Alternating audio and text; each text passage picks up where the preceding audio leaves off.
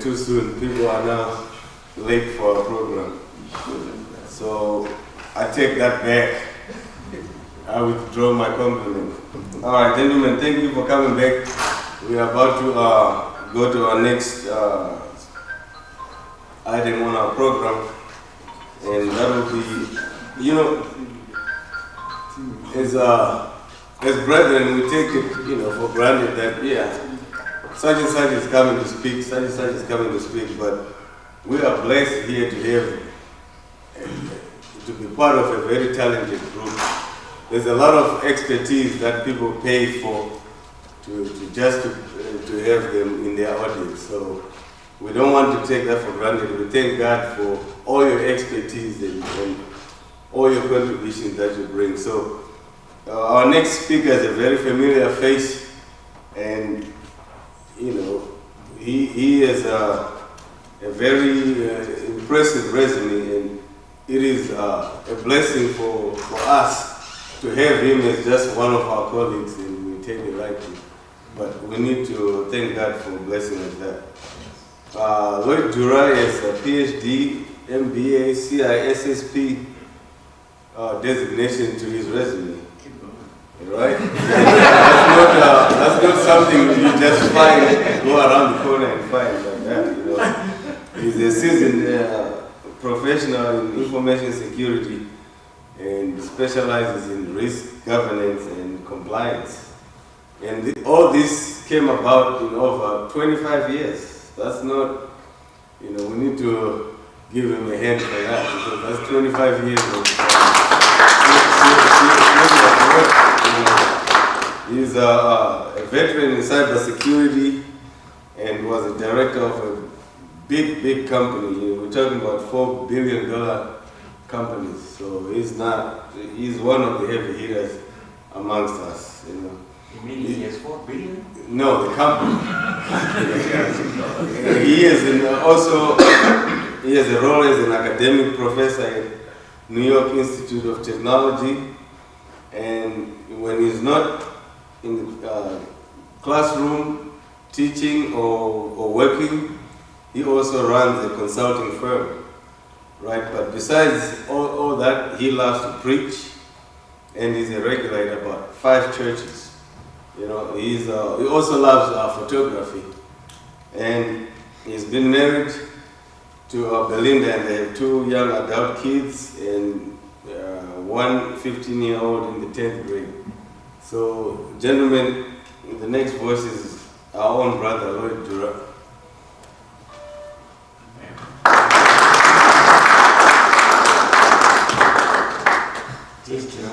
Yes. Thank you, Brother Nkanka, for the introduction. And it's always good to be amongst brothers. And I love coming to the men's retreat. One of those things is we are always chatting online, and you get to come here and you get to be in person with the brothers. And I'm happy to be here. When I get the call to say, what do you want to speak about, men of all seasons was the theme that I was given, and then I was like, okay, so what do I talk about? And I said, I defaulted to my comfort zone. I said, let me talk about the digital, and how is that with the men? And what I'm going to talk about today is Christian men in the digital age. I want to emphasize on men, are you a man? You know, there are a lot of things as Elder Mvundura talked to us earlier on about being a man. What is it about being a man? And one of the things that we talked about, which was an introduction to what I'm going to talk about, is you are a protector. And so I'm going to talk about it. And one of the things that I might say is a lot of you might be familiar with a lot of things that I'm going to say right now. But so it's a reminder. And if there's something new that you learn, I hope you are going to learn one or two new things. But the most important thing is for us to be able, iron sharpens iron, is to be able to empower not only us who are here, but those who are not here with us. So the digital age has got challenges and opportunities. And what is the Christian man's role in the digital age? So let me just set a little bit of some foundation here. Trust in the Lord with all your heart and lean not on your own understanding. Very familiar text. Trust in the Lord with all your heart.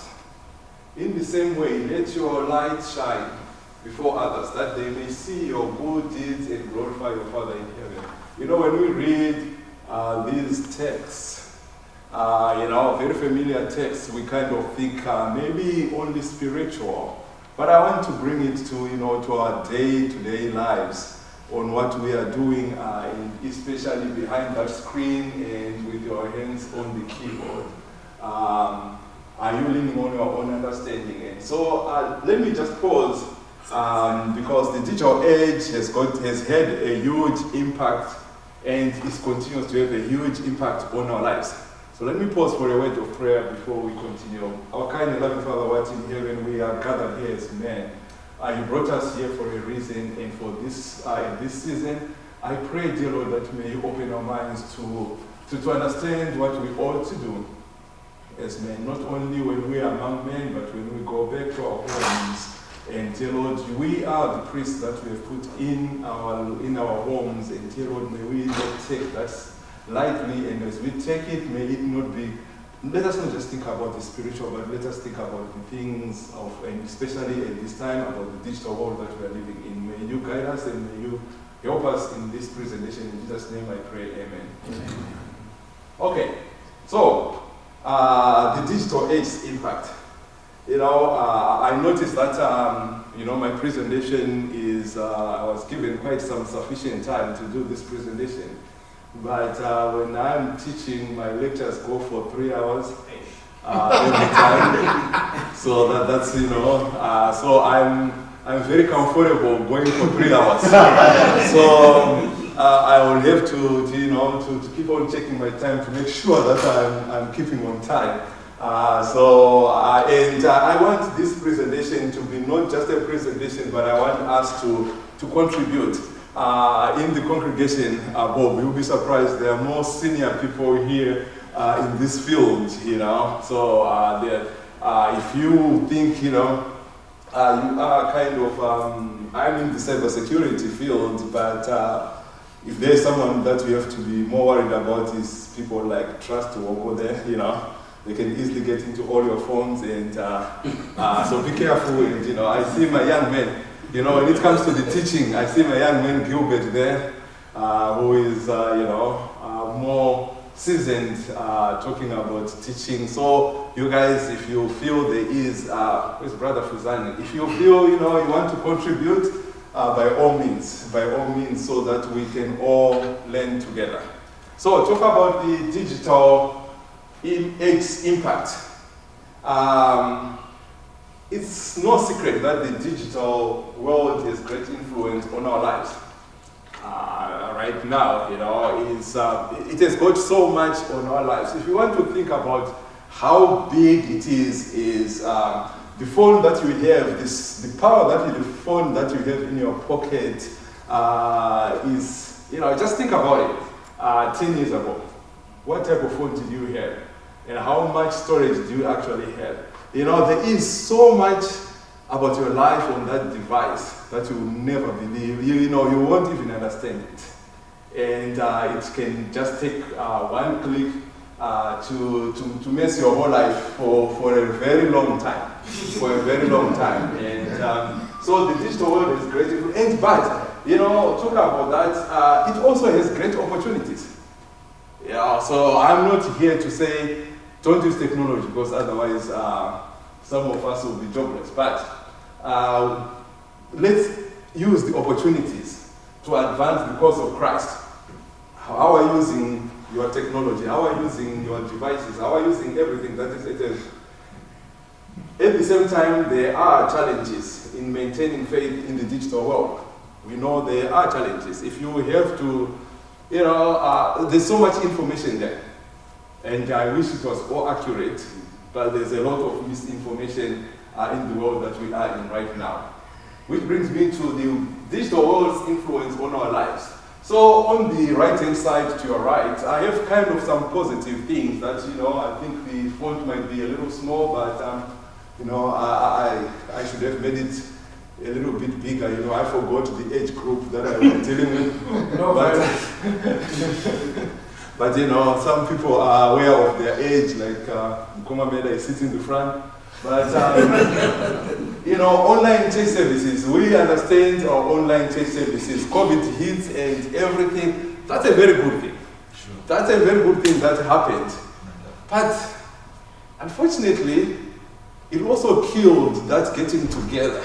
COVID is gone and brothers don't want to come together. Right. And it might be on you, as the priest of the home, to drag those teenagers to church. It might be on you to drag those young ones, and maybe even the wife, to church. Community building, it can help to, our community, now on that WhatsApp, and we are, I don't know who was so mischievous in this group. Someone has to tell me to put me in the same room with Trust Woko. I don't know who did that. For those on the other group, knows what I'm talking about. But, we are the best of friends, Maybe someone wanted to be... Maybe someone thought we would be on each other's neck, but no, we are the best of friends. So, thank you for that. But, community building, those groups that you take for granted, that, I was talking to one brother and I say, you need to join the group. And someone said, I don't do no groups. But I'm like, okay, I'll talk a little bit more about that. Evangelism and outreach, Bible apps and devotional tools. On my phone, I'm sure most of you, everything that Ellen G. White ever wrote or said is right there on that phone. The whole Bible. I discovered some other versions. Like right now, my favorite version is easy read versions. But you have to be very careful about it. It's a very easy read. Why does it have to be down? That it's another discussion. When I'm preaching, I use King James Version for the brethren. But when I'm reading, easier English. We have got so much on our device. So digital is, charitable giving. I don't know the treasure I was talking about. You need to give some money. Right now, please provide your cash app so that the brothers can give some money. And we can do all these things that we could not do without technology. Theological and moral debates, but on the right-hand side, there are also a lot of other things. And I will talk mostly about, some misinformation. I will talk about privacy, which is a big thing. If you are not careful, your privacy is gone. And what is privacy to begin with? And it is also, here this virtual worship, some blessings can easily turn out to something else. Okay, so what I want us to do this morning is, or what I'm attempting to do is for us to be informed. I'm trying to be informed and discerning. When you read in 1 Thessalonians 5:21, test everything, hold fast what is good. Sometimes when we are on the digital world, we do not test anything. Everything goes. We trust everything that we have, and So I want to encourage you to not trust everything. You need to test everything. Test everything and make sure and avoiding false teachings and misinformation. we want to use technology for good. Technology is our friend. It's not going away. Just next week at my college, we're going to have a kind of a faculties meeting. We're going to be talking about ChatGPT and such tools, artificial intelligence, you know. At some time, there was a time when the internet, people were so much against the internet, like, you know, it's going to take all our jobs, you know, it's going to do all these things. And who doesn't use the internet right now? And the same is going with some artificial intelligence. A lot of people might be like, we don't need artificial intelligence. Why do we need? But you know, in academics, it has come with some challenges. It's now so easy for students to do a whole lot with just a click. Anyone has used ChatGPT? You know, if you haven't, go in there. Dr. Masiri, I want you to tell me one thing. Your dissertation for your PhD, go ask ChatGPT. What you wrote for 3 years doing your dissertation, it will give you all that. It's so amazing. It's amazing. Of course, it doesn't give you the reference. So, such tools, how can we use it? How can we use those tools for good?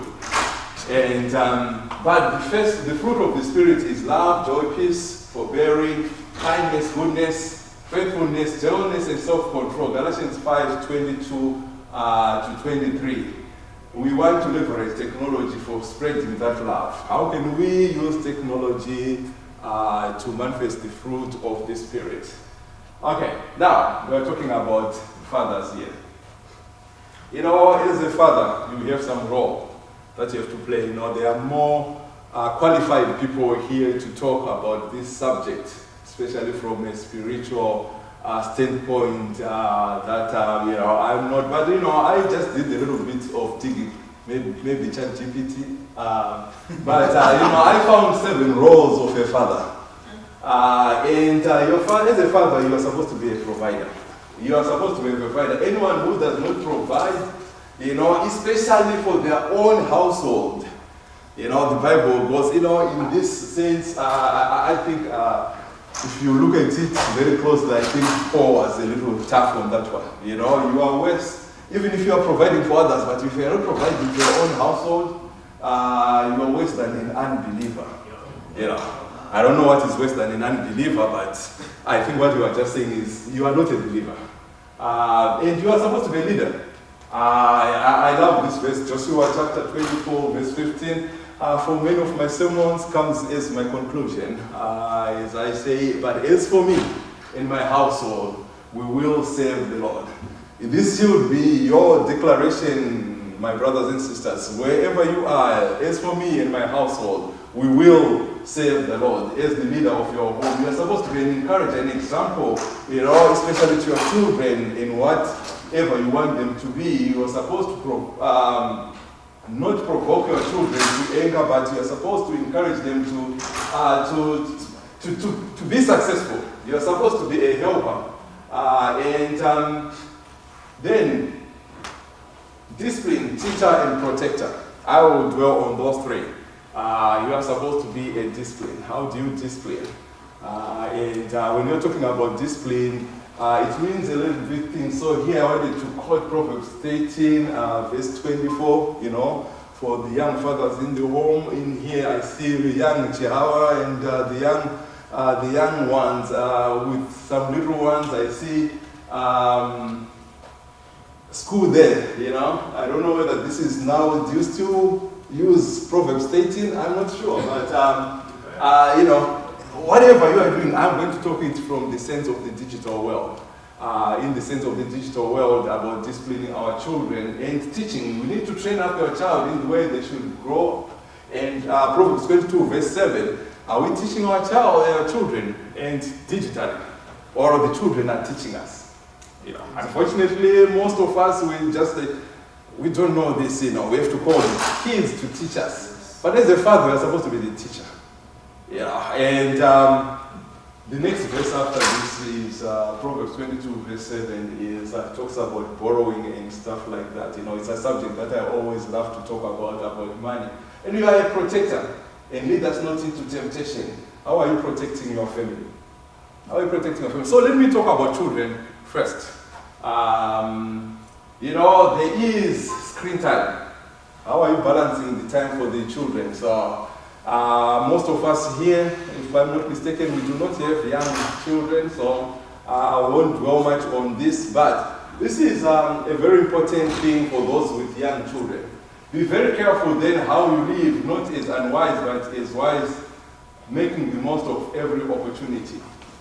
How are we living? How are we balancing the screen time with our little ones? For those who have little ones at home, there are some, you know, this is from the American Academy of Child and Adolescent and Center for Disease Control, CDC. These are some of the recommendations that they give. Children under the age of 2, 18 months, they should not be on any screen at all. Yeah. So, and children between 18 and 24, less than 1 hour, and children 8 to 14, maximum 2 hours per day. And you know, I hate to put that one on there. No TVs or electronic gadgets in children's bedrooms. I don't know if I'm scratching someone there, but you know, as we become a little bit affluent, we think, you know, providing some of these things,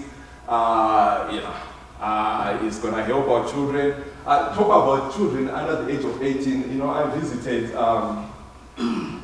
one of my friends who had a cell phone fixing shop. He had this cartoon on the wall. You know, it was a very interesting cartoon. On the cartoon was a toddler, I would say less than 18 months old, and the baby is on the floor and is crying, and the mother is saying, I don't care how much you cry, you are not going to get, you know, I think it was, you are not going to get iPhone 15 until you are 2 years old. You know, that's how much we, have gone to with our children, that, you know, they have so much, but sometimes we are not doing them any good. So think about it as we indulge in the gadgets for our children. And screen time is harmful, you know, especially for sleep, poor brain development, learning difficulties, and negative emotions. That's not my area of expertise, and I would not go much on that. Screen time impacts children's ability to focus. Screen time can affect academic success. Obesity is going up due to screen time. So the bottom line is you need to be a protector of your family. You need to discipline your children. And so now you might ask me, how do I protect my children online? I have a few hints that I have here. How to limit your screen time, you know. There's an app for that. You know, there's an app for that. If you have some children who are on the gadgets, there is an app for that. Mostly you can just use what comes with your phone. There are controls on the device. If you have the iPhone or Android, there are controls that you can limit. But you can actually buy, these are some of the apps, I'm not endorsing any product, but these are some of the apps that you can actually use to control. Now, that means you have to teach yourself some of these skills. So as a father, don't just leave it, you know, there is something that you need to teach yourself. You need to teach yourself on how to control the amount of time your children are on the app. I have, because of what I do, I've had to control the amount of time that my children are in there. You know, it doesn't matter, Comcast or AT&T, whoever is your internet solution provider, you know, that firewall or that router that they give you, you can do a whole lot about controlling who can have access on them. At one time, you know, when the kids, let me tell you something about the children are smarter, because the moment you put another control, they go to school, they say, you know what, I can't do this, and then they are given some tricks. But there's some of this, or they can actually Google it, and they can find some solution. But I've gone to control, I put their MAC address control, these are only the devices that can be on my network, besides the guest network, and on that network, I I put them the times, 10 o'clock, you try to go onto the internet, you can't get onto the internet, it's time to go to bed, and so one day I'm checking around, I found out that, because the guest network is very, very much controlled, so I found out that what I was thinking the device was locked, my son had found a way to it was not even it was not a very technical way, but he found another device that, I think a friend said, you know what, you can use my device. So he now has another device that I'm not managing on here, because I'm managing the device that I bought. So, but the device that he has is not managed. So he's using that device to now connect, because I know all the devices that I have, but so there's always a way, or they can tell you that, another way is you try to put some VPN on the device. I'll talk about VPN, and they were kind of trying to, so the controls that you put in, so you need to keep on learning and find out other ways of, working with them. In my area, we talk about governing policies. You put a policy, you cannot do this, but also put a control. Because most of us will tell our children, please don't do that. That's a policy, we don't do that. We don't go to these websites, but put a controls around it. Because, and when those controls are broken, look for other controls.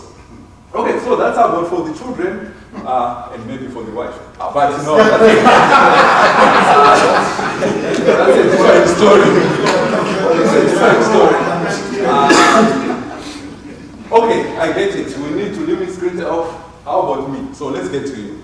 How about me? So, when it comes to screen time, research, there have been some research that have been done. Time limit versus content. All the researches come up because on children, it really affects their brain development and all that stuff. But for adults, not so much. This is Yada Oz says, watching a documentary on your phone, for instance, does not have the same impact as mindlessly scrolling through your Instagram. So when it comes to adults, the emphasis should not be on how much time you are spending on the screen, but what you are doing on the screen. And so the total amount of screen time isn't as important as the breakdown of how you spend it. So I want to say, there are no effects about the amount of time. Every device that you have in your pocket, do you know you can go right now and you can tell how much you have spent time on that screen? And a lot of us want to stay in ignorance. We don't want to even know how much we are spending on. And it even tells you, if you have the Bible app, it will tell you 5 minutes, and you go to Instagram 2 hours, and then, WhatsApp 6 hours, and, so all those things, you have them. So if you want to manage yourself, it doesn't call for anyone to manage what you're doing. You have all the tools. But the biggest thing that I think is more important is, okay, whatever you are doing, are you secure? Are you doing it in a secure manner?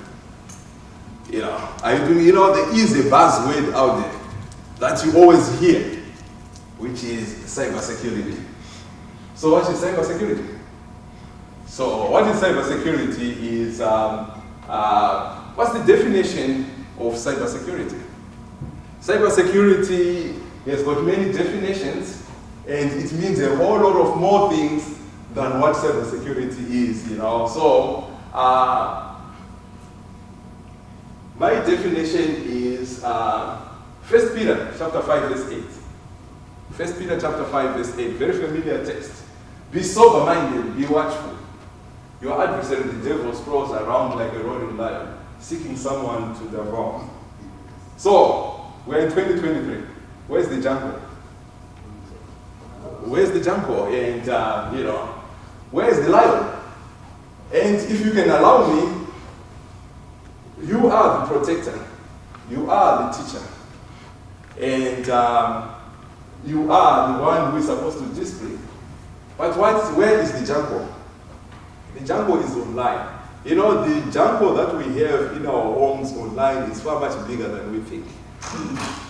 It's far much bigger than, if we are not careful, a lot of things that we think are going to be a threat to our, our spiritual life are so small, far much more smaller than what we have online.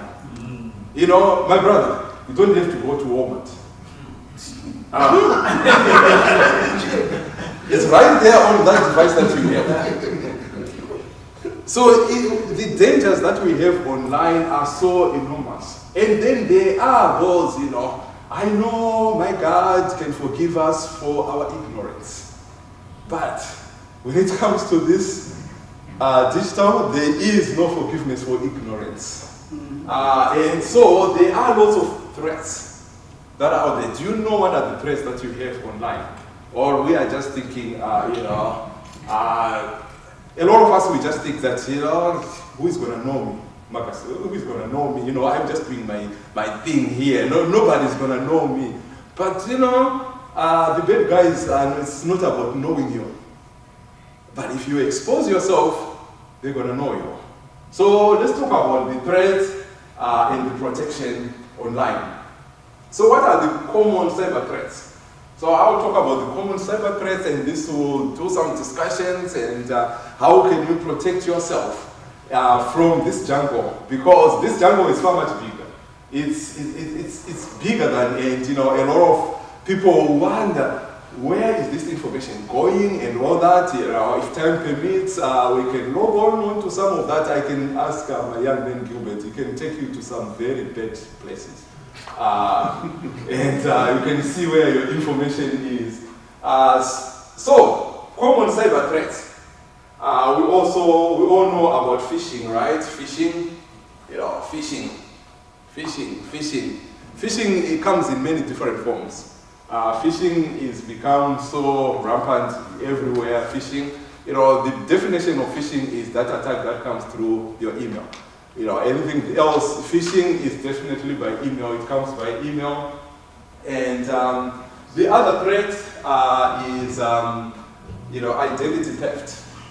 Cyber criminals, you might think they are more after your credit cards. Yes, they want your credit card.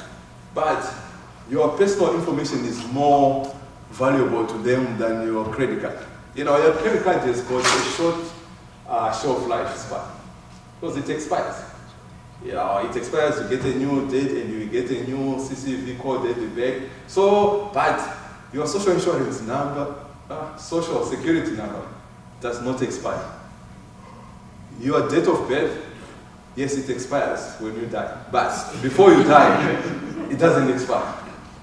And your name, for the most of us, we don't change our names. So that more information is more valuable and than some information, your healthcare information, it can be used in some other places, but your personal information that can be used to create a whole lot of other things. So identity theft is a big thing. Malware, viruses have been around for a long time. We all know about phishing. We'll talk about phishing in a second, but it's a form of phishing. And social engineering. Social engineering is used in many ways.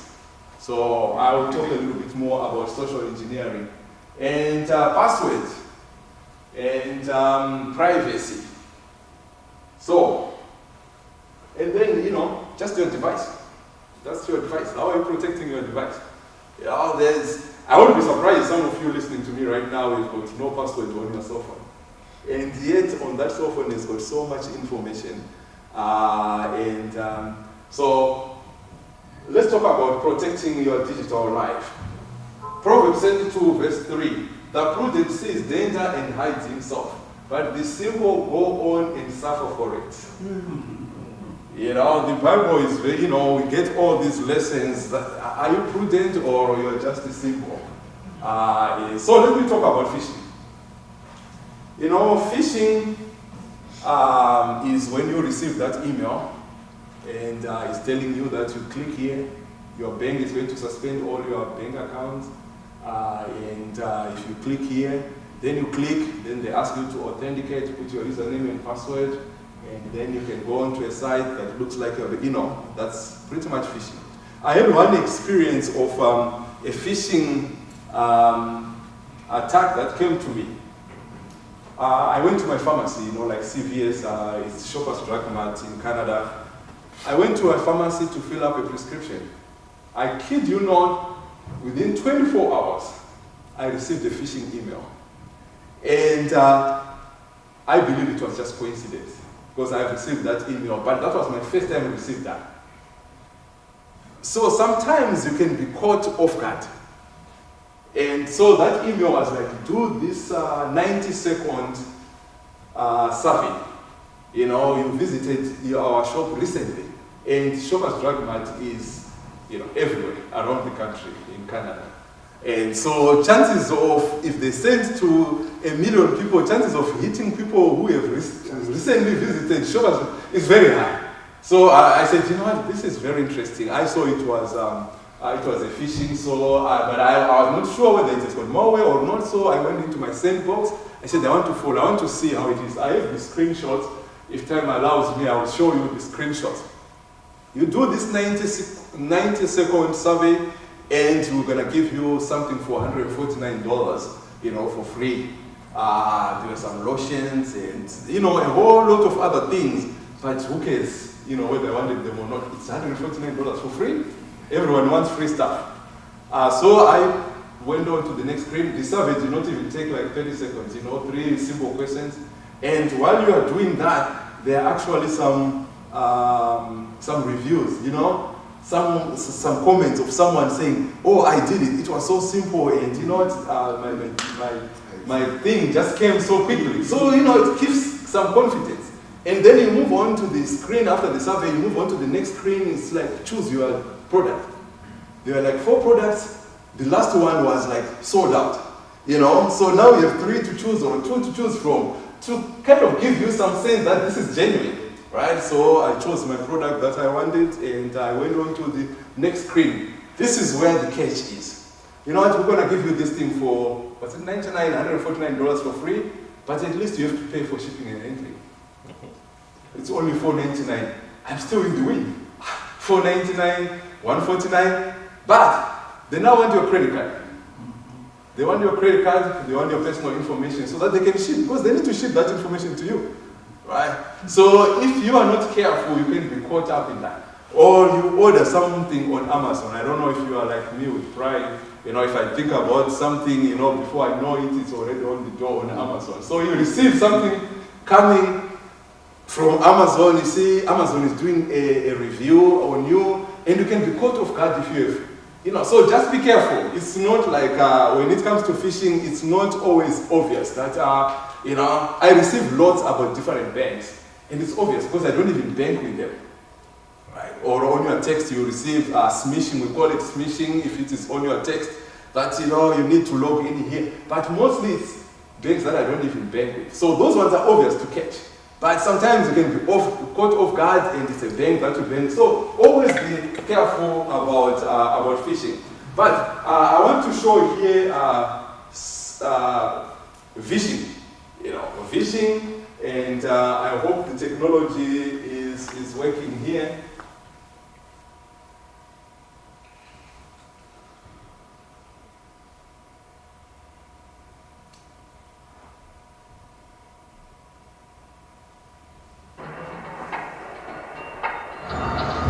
DEF CON is the biggest hacker convention of the year.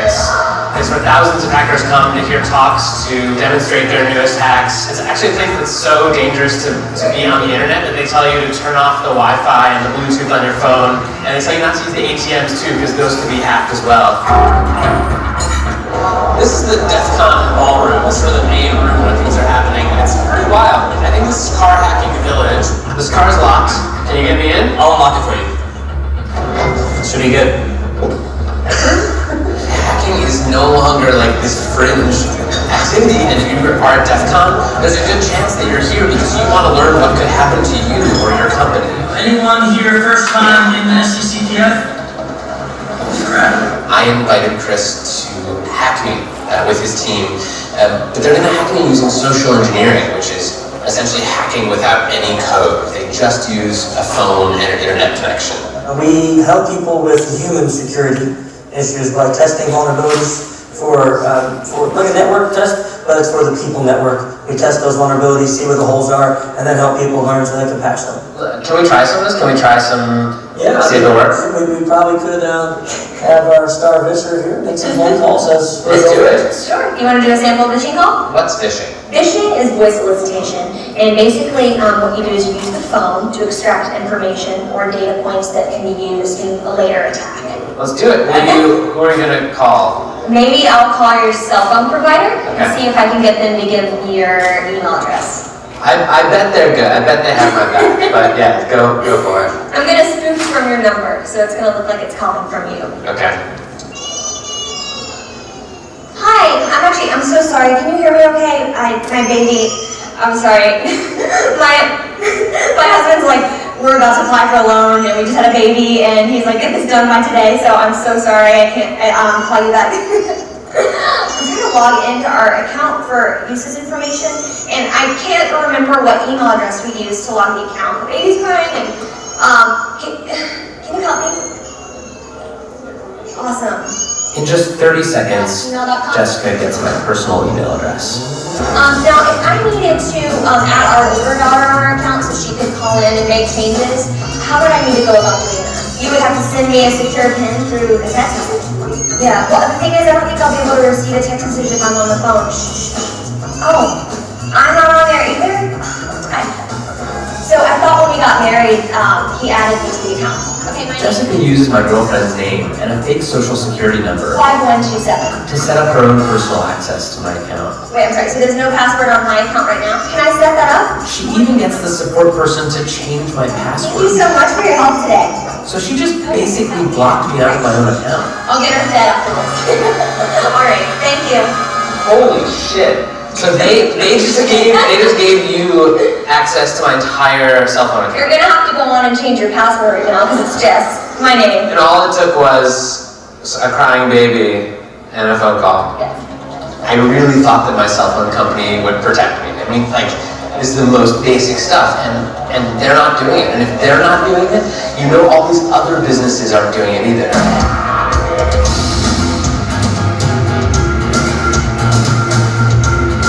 Anyone with a phone and an internet connection can do social engineering. But I was curious, what can a hacker with serious coding skills do? Well, DEF CON is the world's biggest hacking convention. It's hacking everything. Hacking social, hacking hardware, hacking software, hacking various systems. I asked Dan Tentler, a well-known security researcher, to turn all of his firepower on me. I did get into quite a number of things that I found. So what were the first things you did? How did you start hacking me? I quickly found your Squarespace blog and had an idea. Basically what I did was created a bogus Squarespace site and sent an email to you, a fish asking you to go to this website, run the certificate installer. And I did it, because I'm an idiot. So once you ran that, it gave me access to your computer, and I created several fake pop-ups that looked like system pop-ups that would ask you for your credentials. You didn't even have to have my passwords. So you gave them to me. I gave them to you. So I stole your 1Password keychain. That 1Password is where I store all my other passwords. So effectively And by... your social security number and your Amex stuff and all your stock trading and bank information. I can send email to everyone in this room as you. I am you right now, if I wanted to be. If my evilness is working correctly, it should actually be taking pictures of your desktop and pictures through your webcam every 2 minutes. And I have been watching you for about 2 days now. In coffee shops, at your mom's house, on a plane. Here's your editing stuff, there's your... Oh my god, so this is literally... Every 2 minutes. Through my webcam. Yeah, through this guy. How badly could you have messed up my life? I could have made you homeless.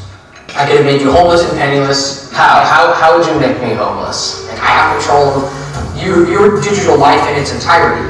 I have all your credentials, I have all your access to all your financial information, all your work information, all your personal information.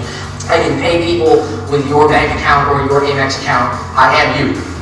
I can fully impersonate. The only thing I couldn't doctor would be like your fingerprints. This is like as bad as it It's ridiculous, yeah, it's bad. So it turns out that Dan Tendler is very good at his job. I mean, he hacked the hell out of me. He got everything. I mean, frankly, I want to take my computer and throw it into the deepest part of the ocean, and I want to become a hermit, and I want to never touch a piece of technology again, because holy shit, that was everything. That was the keys to my entire life, and he just pulled them out of his pocket. Okay. So that's a story for my technical team. The syncing of the video and the words, I think, we tried to that's our president is a nurse, so you can expect some hiccups to happen. So, but I think you get the point. You get the point that and the first example is it's not even about you.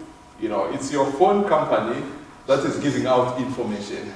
And obviously they have some training that are out there, but this also happens to you about something that can take you off guard.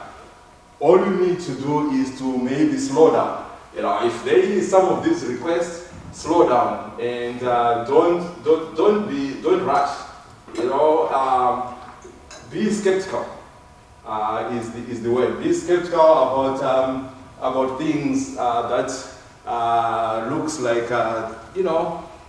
too good. And then on the second one, that's really with those ones who are really good on what they do. That information can be your webcam. I don't know how many of us actually block our webcam that is in front of us. Maybe we take it for granted that I don't need to block that. And how many of us actually have antivirus on their computers? There are those who use Mac that fool themselves that Mac is secure. No, that's a myth. Yeah, the bad guys were not just interested in making viruses for Mac because no one was using the Mac anyway. So why spend some time? But now we see more and more viruses and more malware coming onto those. So protect yourself. Make sure that you are protecting yourself. Links and attachments. Make sure that you have HTTPS connections when you go on to, especially those links.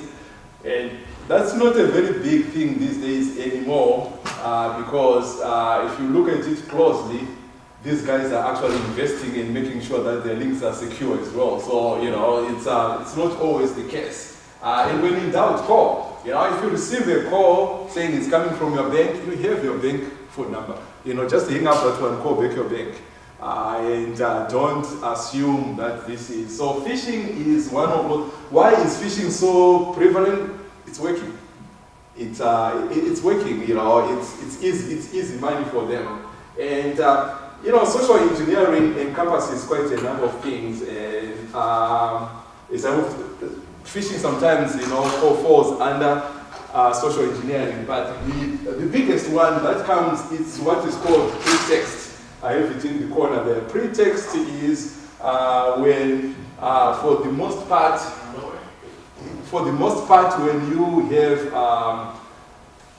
when you get hacked.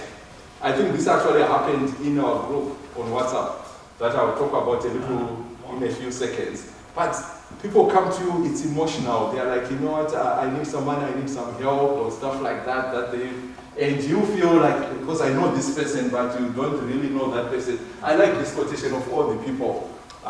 When it comes to social engineering, for all the people, I like this quotation from Napoleon Bonaparte. Never mistake for malice that which is easily explained by stupidity.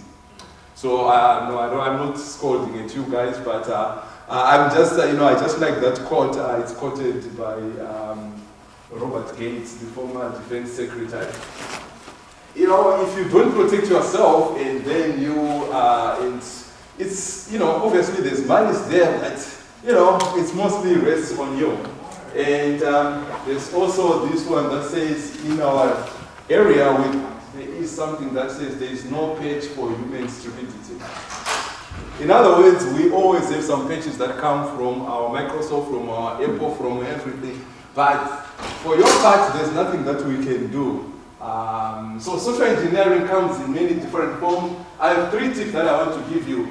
There's no such thing as free, secure Wi-Fi. How many of us are connected onto the Wi-Fi for the hotel? No, no one wants to admit anymore. But, make sure that you understand that it's not, I'll tell you 2 ways that this cannot be secure. When you are looking for Wi-Fi, obviously, you look for something that says Hilton. So if I wanted to be malicious around here, I can actually come here with my own rogue access point that I can create, and I can also call it Hilton or a Hilton guest or something, and we can ask you to log on to that. Because you're in a Hilton, that's one thing that is that you have to be worried. You go to Starbucks, there's Starbucks 1, 2, 3, you don't even know which one to choose. You can choose, someone might be sitting in that Starbucks actually harvesting your information, and you connect onto that connection. The other second one is, let's face it, the hotel is offering accommodation. They really don't care much about your information. The security that is put for these guest Wi-Fis is very minimal.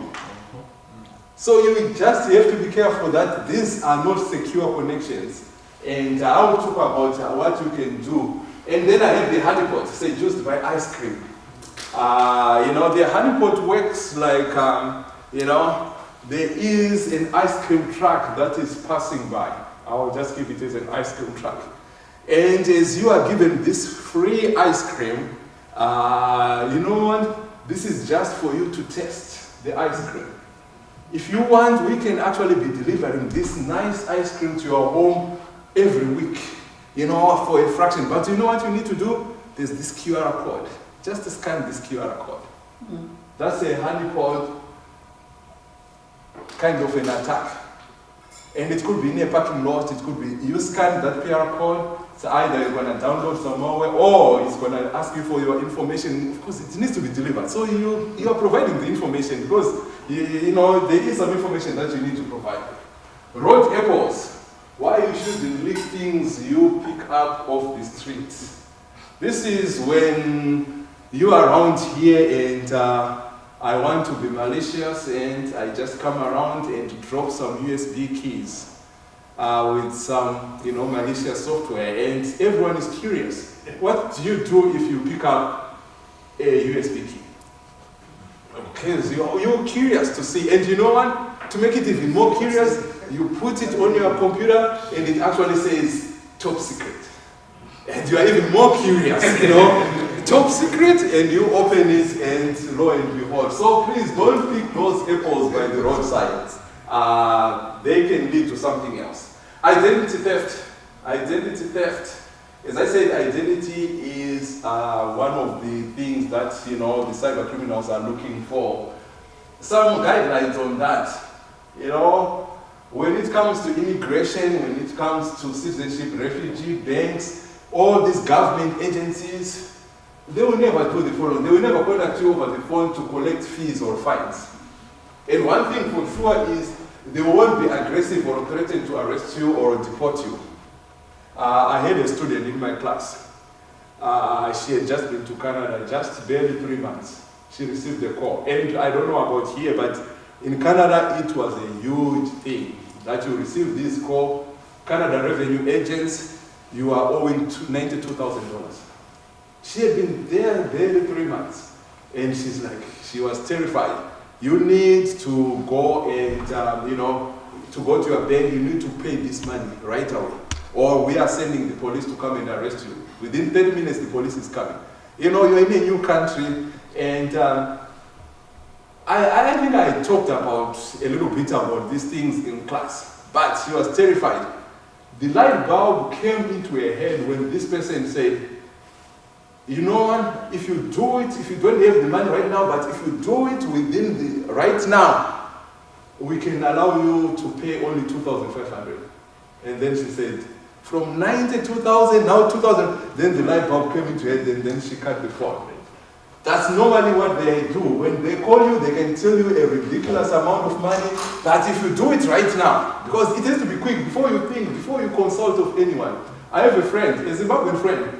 She worked nights in the hospital, came home, and she received that call. Apparently I was in a meeting and she tried to call me a few times. She was on the call with these guys actually going to the bank. She was in her pajamas going to the bank and she was terrified that the police is going to, a Zimbabwean lady. She was terrified. So when she got to the bank, they didn't know now how to deal with it. He says you haven't paid your taxes and you need to go and do a transfer. But they don't want you to go to the bank. They want you to do it right there. But she said, you know what, I need to go to the bank. She wanted to go to the bank to transfer some money from her savings so that it can be in this account that she can actually do the transfer, because from the savings she can't do, there are some restrictions. And the moment she said, I'm now at the bank, then they just hang up. Because they realized, you know what, they could not get her to send the money. So these things actually happen, and be careful. Don't try to rush and pay. You know, it might be a coincidence that this call is supposedly coming to an organization that you know you owe, and you're like, this is real. But coincidence happen. Normally, if you have not paid your bank, you have not paid they don't send the police to arrest you. Some of the tricks that they use are the customs. You know, we have a package that is coming for you, and it has been held at customs, and you need to pay, and they'll ask you for social security number, they ask for your credit card so that you can pay. All these are tricks. You know, the customs will never call you asking for this or send an email or demand any form of payment for something that they have held and you have to do it right away. That doesn't happen. And some mail packages happen as well. FedEx, they also use FedEx, UPS, and say, you know what, we want to deliver, but your stuff is held at customs, and stuff can be held at customs. So don't get me wrong, that actually happens, and you might need to pay. My son paid very dearly at UPS. You know, these young people, when they are buying online, didn't want to tell dad he's buying a $245 shoe, which ended up being about $500 because he paid. He thought he was buying for an online retailer in Canada, but he was buying in the US. And when UPS came to deliver, they said, we want $265 for duty for those shoes. And so those things happen. UPS can hold stuff, but they are never going to be calling you and say, you know, they are not connected with the customs. They will have your package and you have to pay the duty. And they will come to your house and they will show you the slip and then the package if you are expecting something. So most agencies, they will call, but they will never demand for your information. I've had so many calls that say, can you verify that I'm speaking to Lloyd? I said, you called me. Why should I tell you my information? You know, it doesn't make sense, right? You called me. Why should I tell you my information? You have to tell me the information that you have, not me. If I want something from you, I will call and verify myself. But a lot of us will say, you know what, this is Key Bank.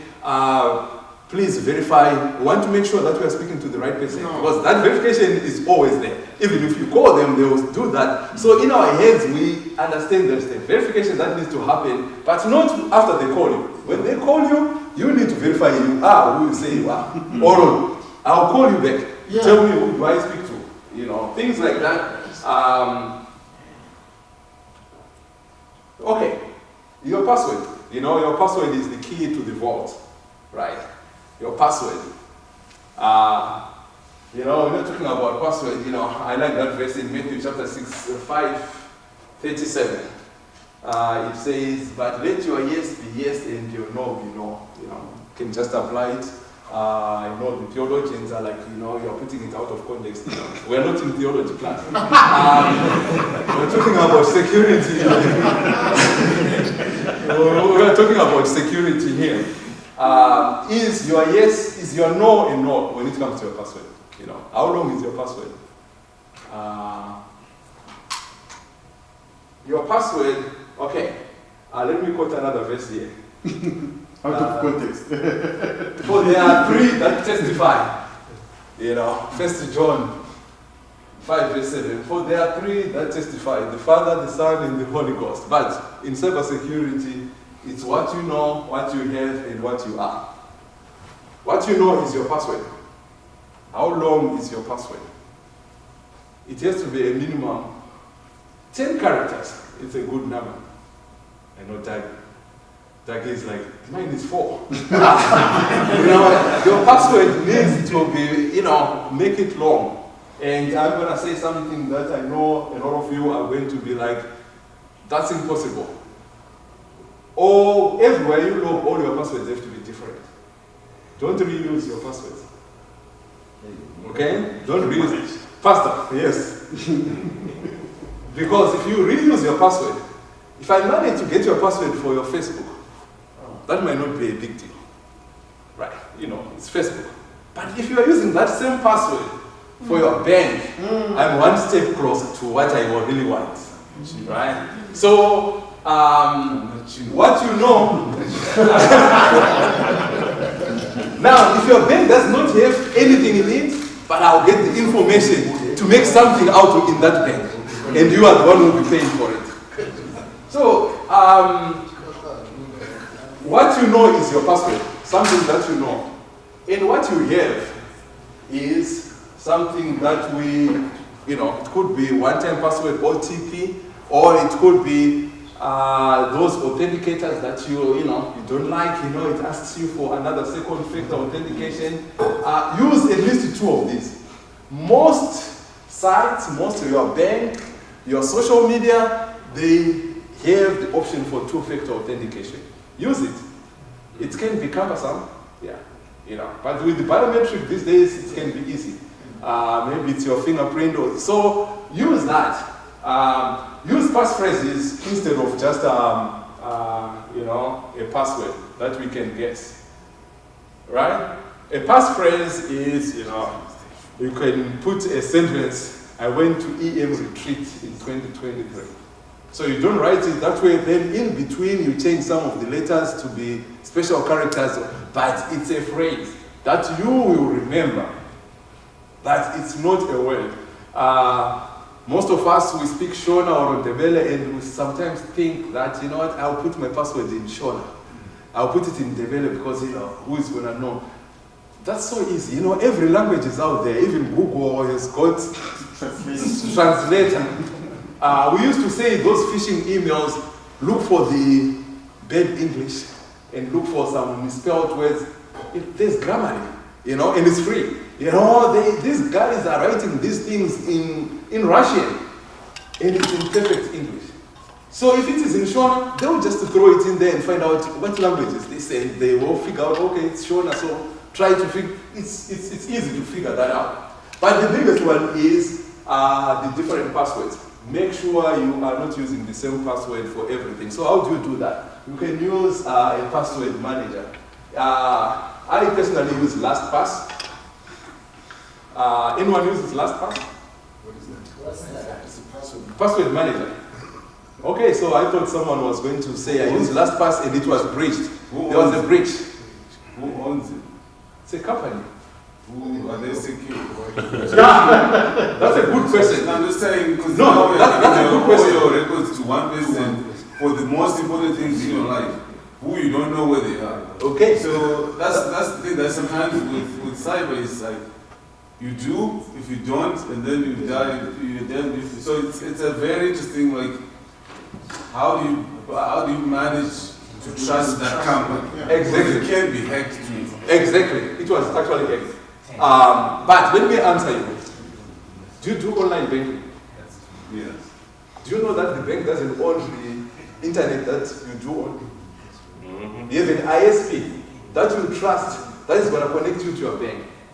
At some point, you need to trust someone. Yes. Right? You cannot be so much, otherwise you have to throw away all technology. Yeah. So that's why I'm saying it's not like you just say everything that say, like I'm saying LastPass here. Actually have another slide. These are different ones. Password managers. These are companies, we all use technology. We all have, because otherwise you can't use anything if you can't trust anyone. So you do your homework.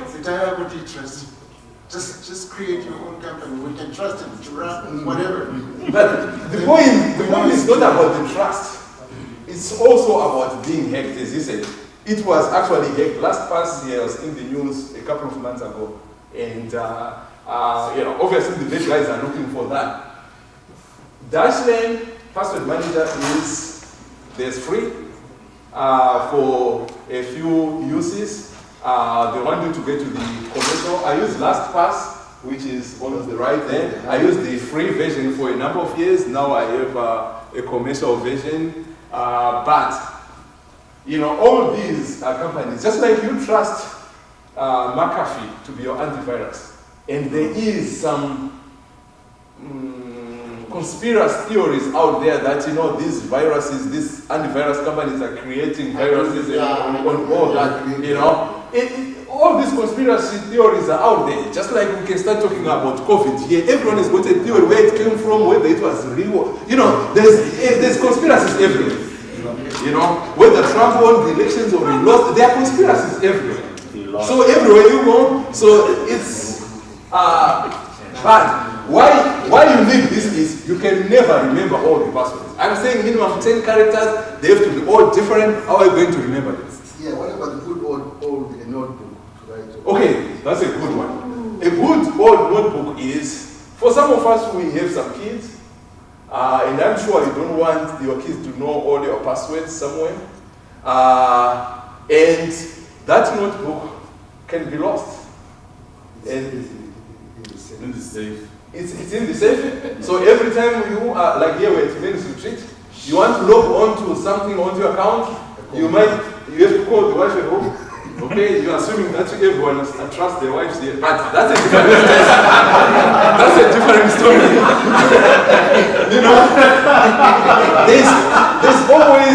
There's always something. Okay? So I use different passwords that try to be long and complicated. That kept a notebook for each account. Account would have a code name for it, and the password. I don't actually write the password. I write a clue so that I know, which phrase or whatever to use for that particular account. And then one time, I think we might have been maybe 2 or 3 years ago, that got lost because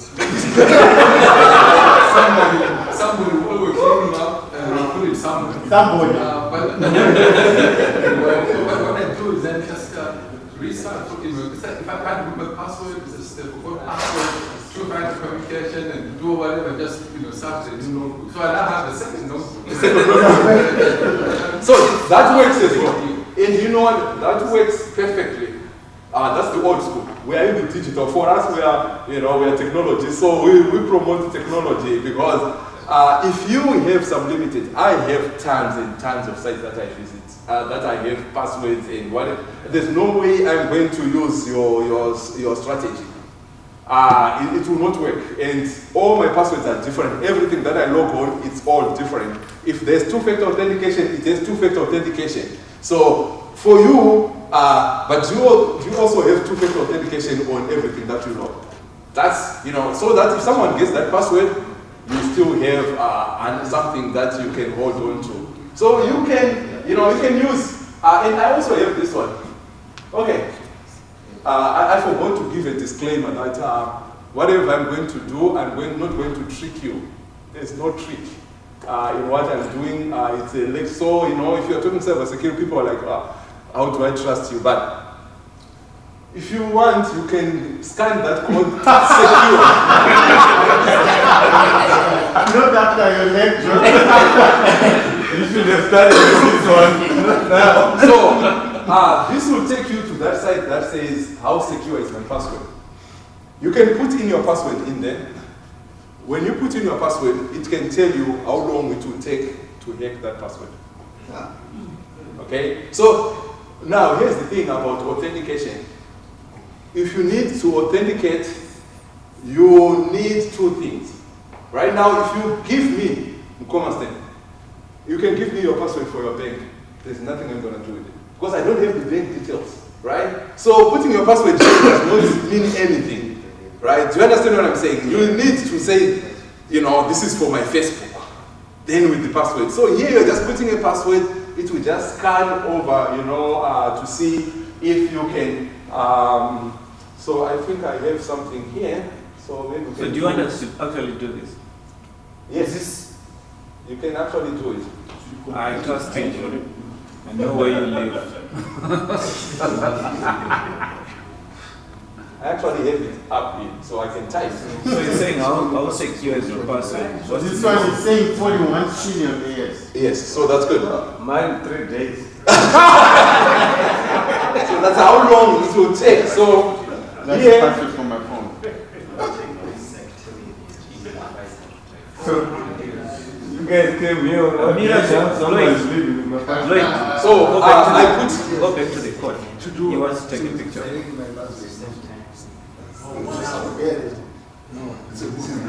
So I just put this.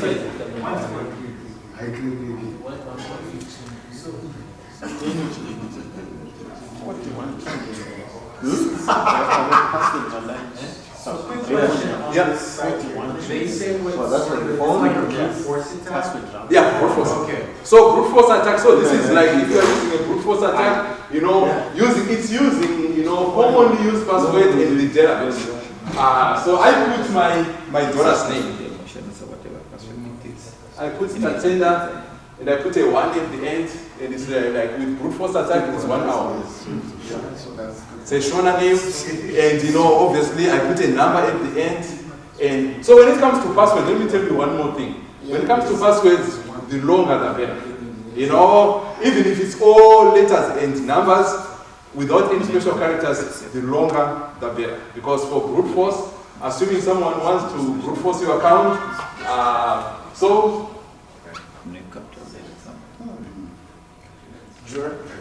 yes. I was going for example. Oh, for example. Do you think we're going to be safe with all this craziness? No, the jumping. When you jump, Yeah. the lion is That's what I'm asking. When you think about it, given your knowledge and all, do you think we will really be safe?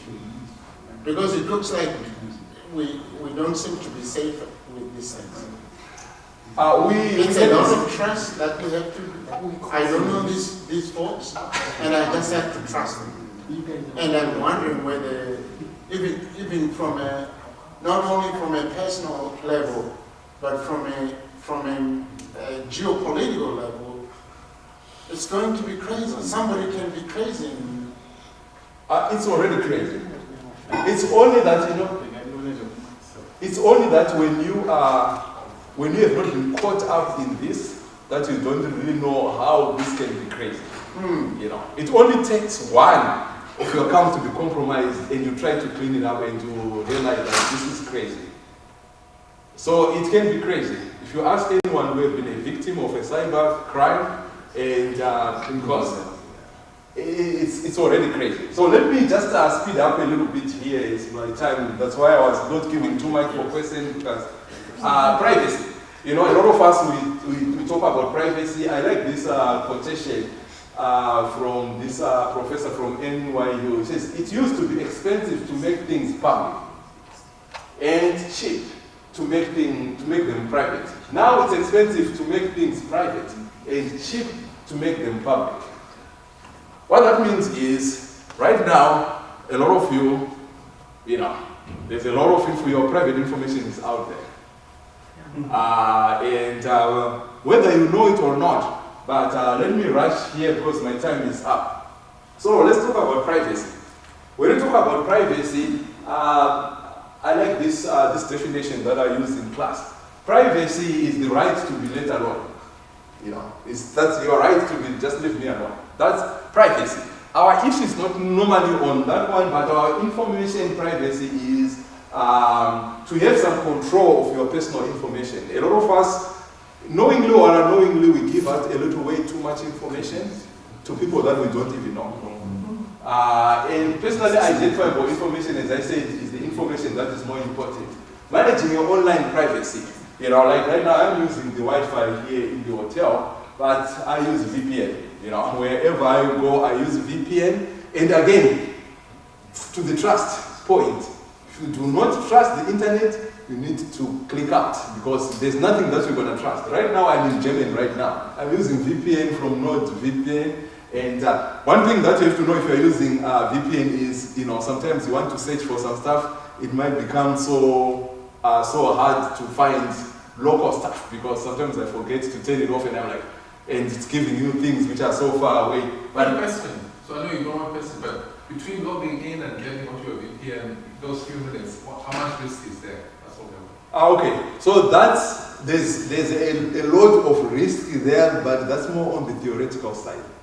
It's more on the theoretical side, and it depends. When it comes to risk, the other thing that we measure is, how much are you trying to protect? If I'm just trying to protect this presentation, maybe there's not too much risk, right? I could not be on VPN right now because I'm just going on YouTube. It depends with what it is. I'm sure, if you're talking about state secrets, they will never even do that, right? So it depends with what a lot of cyber criminals, how they get caught?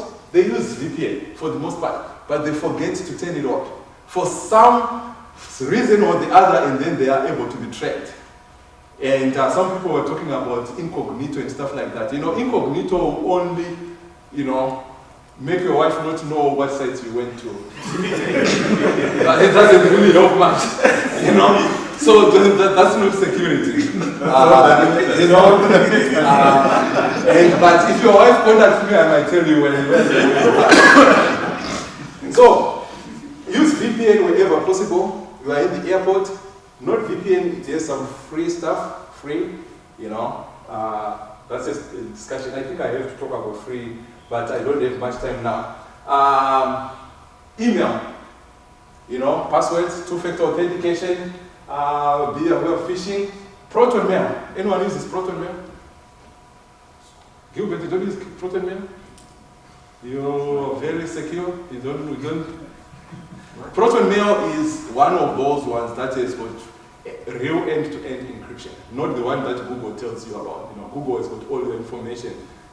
Like right now, Google might be telling you, "Oh, your flight is on time," before you even ask, because they have your information.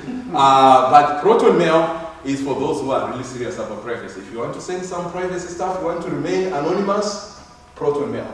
Of course, they have a free version, and they also have, the free part. In our software world, it's mostly to encourage you so that you can actually get it, because it's got more features, but it's the same product. So, it's more technical to go into the details, but if you want secure, continuing here, so I have just a couple of more minutes. Humankind is body, spirit, and soul, plus social. That's the fourth aspect. But in our world, it has become social media.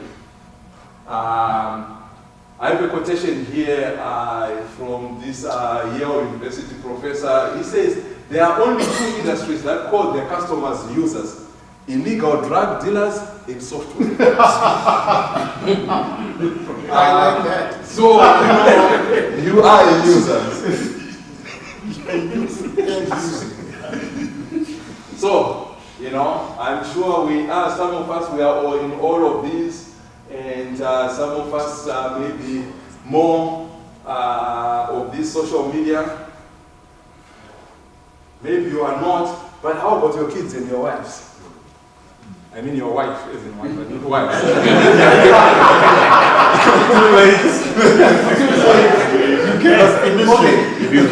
Why I'm bringing this is, some of us are not on this. But if you have kids, please be on Instagram.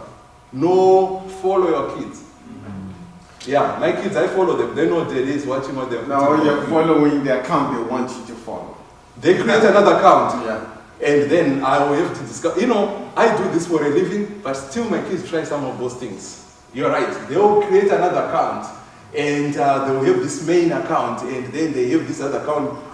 The only thing that I failed to really do out of all this is, of course, I'm not on WeChat. I use it with some of my Chinese students, but Snapchat, that thing is just something else. It has been in the news lately about, some of those issues of messages disappearing and stuff like that. But, I'm on X and I'm not very active, but our kids are on, and our wives are on Pinterest. Yeah, our wives are on Pinterest, you know. They might not post a lot of things, but just be there for the children. You are the protector, right? You are the protector. And we say we're in a jump-up, but how are you protecting them when you are out of the jump-up? Be in the jump-up with your children. You need to learn. There's a learning curve. You need to learn how this works. And you know, when it comes to software, if you are not paying for the product, then you are the product. That's what was made popular by the social dilemma. If you have watched the social dilemma, Yeah. you watch the social dilemma, Yes. a good thing to watch about social media. Okay, LinkedIn, schemes I'm not going to talk about. I don't have much time. Okay, what's up? Two-step verification. I hope everyone now has two-step verification. Yeah. You set it up? Yep. Make sure that you maintain your two-step verification because that, you know. Now, when it comes to social media, understand and regularly review your social media privacy settings because they changed them. And they'll send you a message, we've changed something, and you don't. And, you know, last week, my daughter messed up her phone. I was trying to buy on Facebook Marketplace a phone. And so she saw this phone and said, okay, so I said, you know what, I will just go pay you, do the negotiation. So she gave me the name of the person, and then I just said, oh, okay, she got married in August. Oh, she goes to this church. And Dad, what? Where did you get all that information? The social media is just open. Everywhere, all the information. So I could go to her and start telling her about her wedding. Obviously, the moment someone starts telling you about your personal stuff, you become at ease. So look up your social media. You know, I'm not active on Facebook. I've not posted anything in years, but I'm there. I use it, and you know, it's if you are my friend, can you actually see what is on my Facebook? And I had a whole lot of friends, so-called friends, that I've since defriended because I don't know them. So social media. You know, make sure that you know. And then I have this last site that I want to introduce to you. It's called Have I Been Pwned? Have I Been Pwned? So you can go to haveibeenpwned.com, you put your email address, and it can tell you all the sites that have been breached, that you have been part of. So, The dark web too.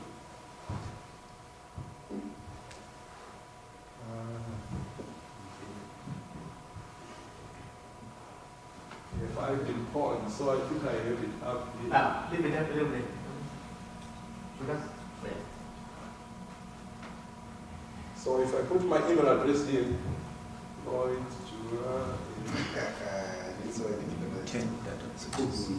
then it will show you. Oh no, we've been pwned. 15 data breaches and found no peso. It So tells when you. you paste, what does that mean? No. Apollo 2018. I don't even know what I logged on Apollo for, but it looks like I have an account on Apollo. I can't even read from here. Dropbox, I use Dropbox, so Dropbox was it. So it can actually tell you all the sites that you have had in reach.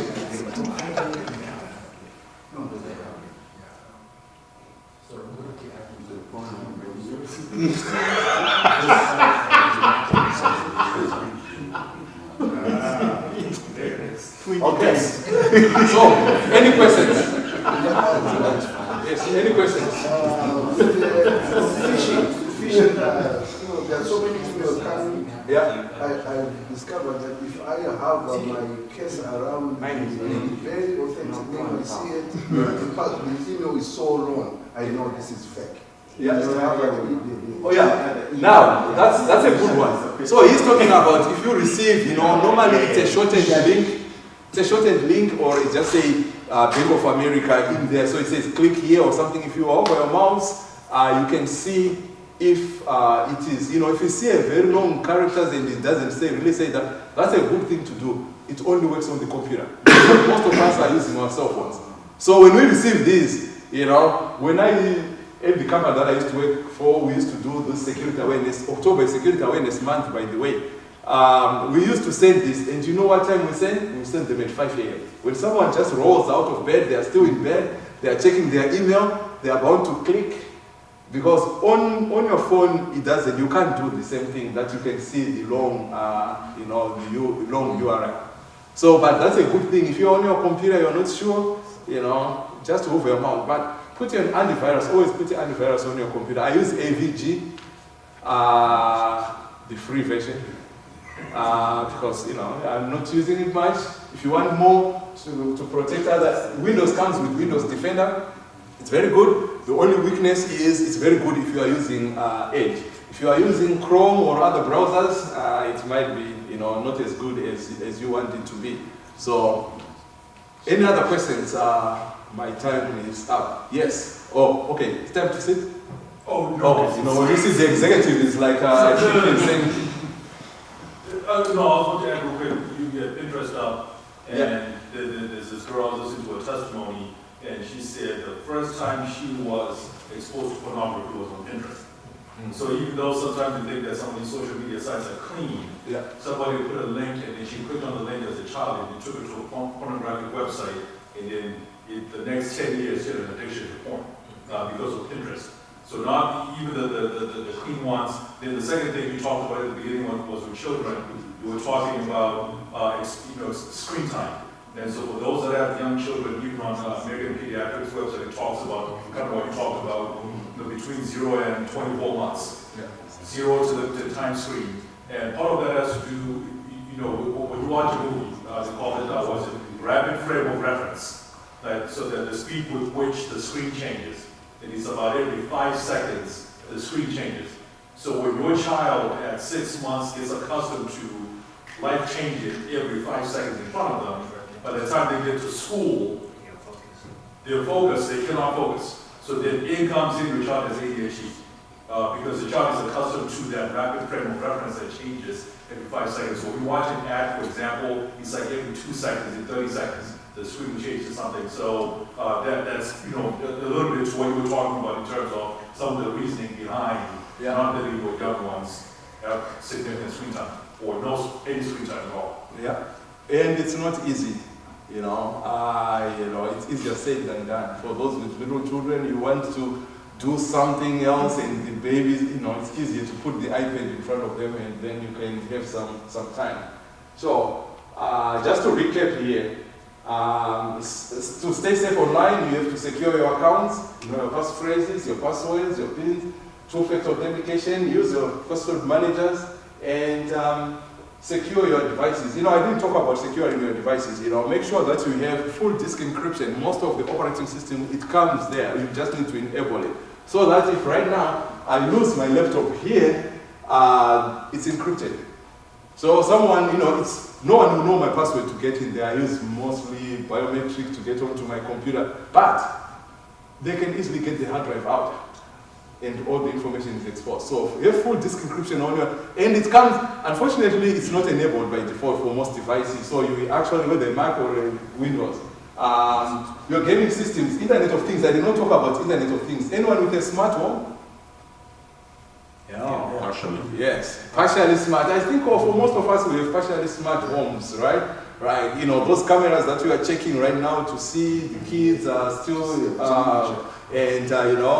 making sure that your air conditioner is on, and a whole lot of other things, putting all the lights on, and Alexa. I actually have Alexa in every room, but I think Alexa is listening to me when I do not. Because my kids have claimed that they have seen some ads come on their feeds when they were just discussing it without.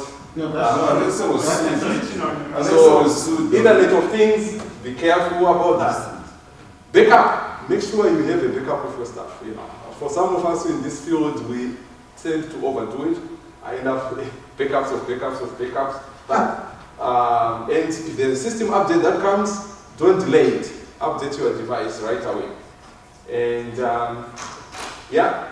practice on some of fixing your home network. Your home network is what protects your family. You are the father. Log on to those devices and make sure that you can set up some of those controls. Bluetooth, don't be discoverable. Don't leave your device that anyone can just discover your Bluetooth on all the time. VPN's talked about it in, public firewall. So, how do you discipline, protect, and teach your family? I'm not saying do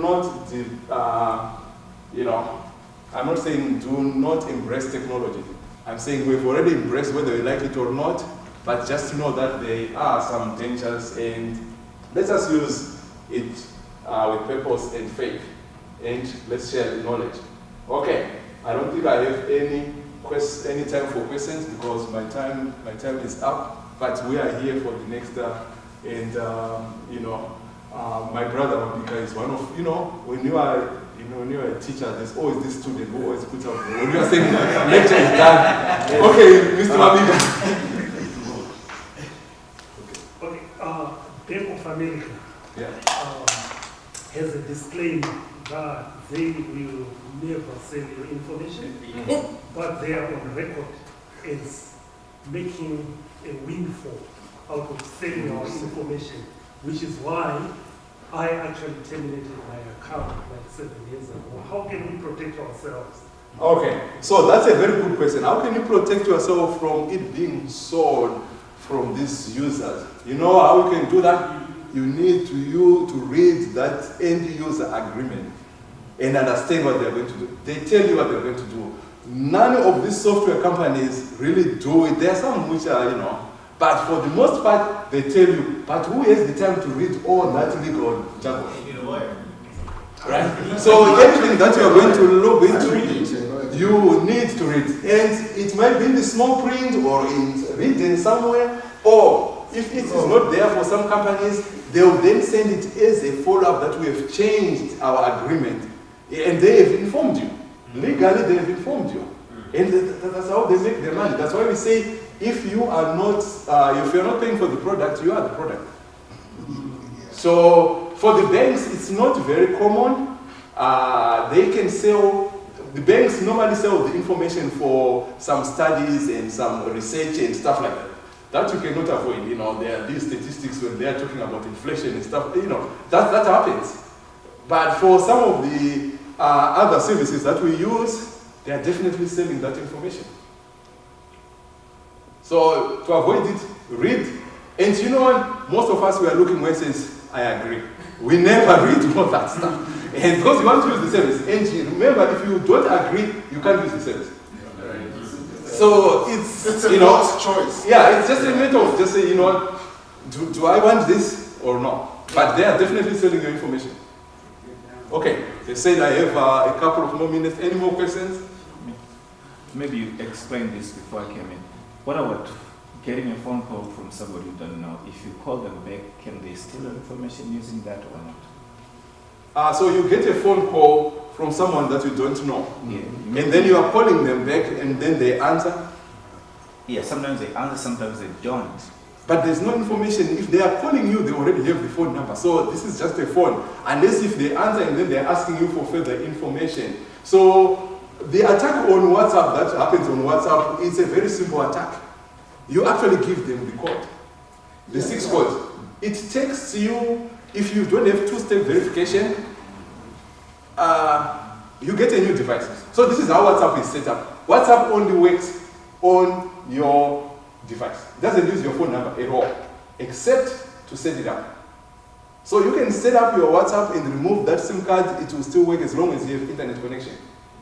Now, if you want to change your device, you then contact WhatsApp. I'm now on a new device. It will send you that 6 PIN that it sends you through text, because that's the number that is registered.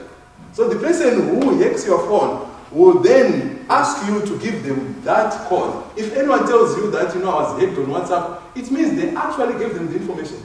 And mostly they get we are EMM, we are on the EMM group, and then they'll say, we are organizing a prayer session. Because they sit in there, understand what is the group about, and they say, we are having this prayer meeting, and you know what, we are verifying everyone who wants to attend. So, if you want to attend, we're going to send you a text message. Please give us that text message. That PIN. And then you give them that PIN. Once you give them that PIN, you have transferred their WhatsApp to their device. Or they send you a Zoom link, a fake Zoom link. Yeah. And once you do that, they are very quick to set two-step verification. Now you've logged in, now, because now if there's two-step, so if you say, I want to change, you can't even change, because now they've logged you out. So you can't do anything. So the two-step verification works in that when you receive the text, let's say you give them the text, their phone will still ask them to put the next step, which is the PIN that you only know. They don't know. And they can't come back to you and say, oh, by the way, we want another PIN. That's, you know. The whole civilization is going to collapse, man. The other issue with WhatsApp now is you can be logged into multiple devices on the same account. So I can be, which I do. I have WhatsApp on my phone, but I also have it on my WhatsApp web. So that if I'm working, I don't have to go back to my phone. So if someone has hacked into your WhatsApp, they can have WhatsApp web set up. So you don't know you've been hacked, you're still using your WhatsApp with no problem, but he's in your account and seeing every message that you have backed up in your chat and going through all your contacts, and everything that you have is right there. And you will not know unless you go into the settings to see how many devices you are actually logged into. And sometimes you guys get a new phone and you don't log out of the old one, and you just log into the new one, and you sell that one on Facebook Marketplace or whatever, and now everybody has your data. Yeah, it's interesting. Any questions? Okay, we are here. We are here. So control yourselves and be careful online. The devil is your enemy. And that is from the easy read version. Alright, so speaking of WhatsApp, there's a guy who went into our EMM groups. I don't know if you guys have gotten a call from him. I did. He's Pastor such and such. Good, blessings to you, my brother, in the name of Jesus. That's his first introduction. Fort Wayne, Indiana is a 260 area code. It's also Zambia. The guy called me from a 260 number. And then, good, this is Pastor such and such, who are in the Empowered Men's Ministries group together, what. So I said, do you have nothing else to do with your life?